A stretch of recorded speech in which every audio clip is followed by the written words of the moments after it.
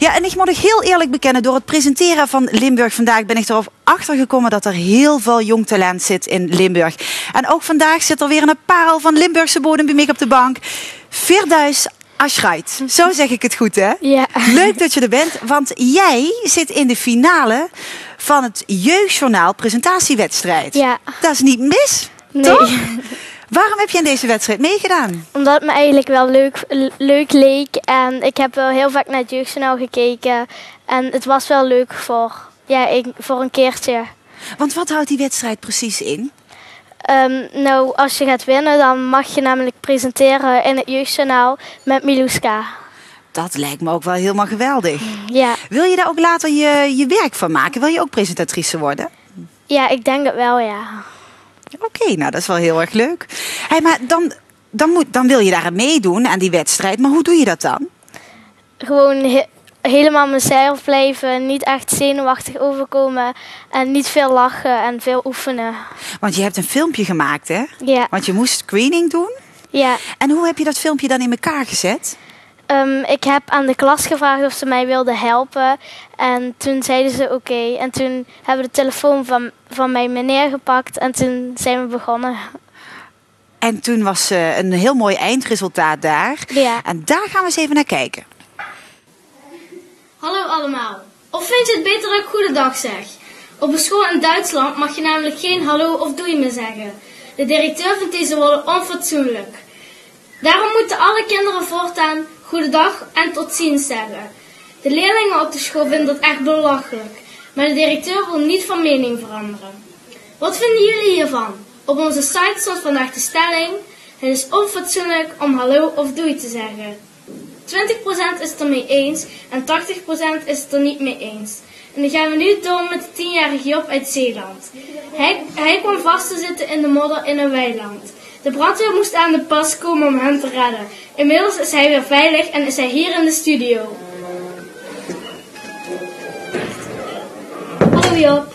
Goedemorgen. Was je erg geschrokken? Ja, ik was heel erg geschrokken. Ik dacht dat ik er nooit meer uitkwam. En ga je nog wel eens op het weiland spelen? Nee, ik denk het niet. Oké, dankjewel Job. Doei. Doei. Dan gaan we nu tot slot verder met het weer. Helaas gaat het morgen regenen en wordt het zo'n 11 tot 13 graden. Ik wens jullie verder nog een hele fijne dag en tot ziens, zoals ze dan in Duitsland moeten zeggen. Doei! En wij zeggen hier in Nederland wel even lekker doei, hè? Ja. Dat deed je ook op het laatste even. Ja. Had je ooit gedacht dat je met dit filmpje zo ver zou komen? Dat je echt in de finale zou komen? Nee, ik wou het eigenlijk gewoon proberen en toen bleek het dat ik toch door was. En hoe vind je dat nou om jezelf terug te zien? Best wel grappig. Ja, leuk hè? Ja. Hey, maar 31 mei is dus de grote finale in Hilversum. Ja. Vind je het niet ontzettend spannend? Eigenlijk wel, ja. En hoe ga je daarop voorbereiden? Want hoe ziet zo'n dag eruit? Er zijn eigenlijk workshops en ik moet dan gaan presenteren voor de jury dus. En is het dan hetzelfde stukje of ga je dan iets anders voorbereiden? Ik ga dan iets anders voorbereiden. En hoe doe je dat dan, dat oefenen thuis? Met mijn zussen, voor de spiegel. En als ik op school ben, gewoon met klasgenootjes of zo. En waar let je dan op als je voor de spiegel staat?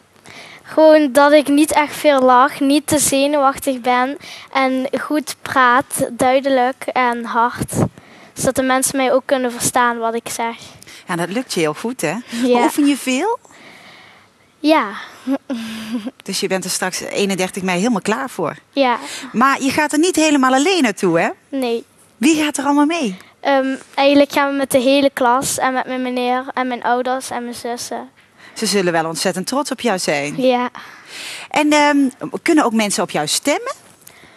Nee, eigenlijk niet. Het is puur dat de jury gaat bepalen. Wie er wint. Nou, en hoe hoog schat je je kans in dat je gaat winnen? Er zijn echt heel veel goede kandidaten, dus ik weet niet. Heb je ze wel allemaal gezien?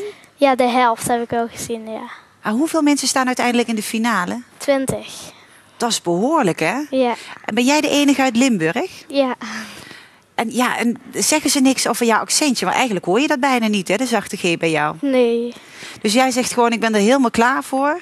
En ik doe mijn best. En je gaat je best doen. En wie weet kom jij wel als winnares uit de bus. Ja. Hè? En dan ga jij inderdaad het NOS-journaal voor de jeugdjournaal ga je dan 1 keer presenteren.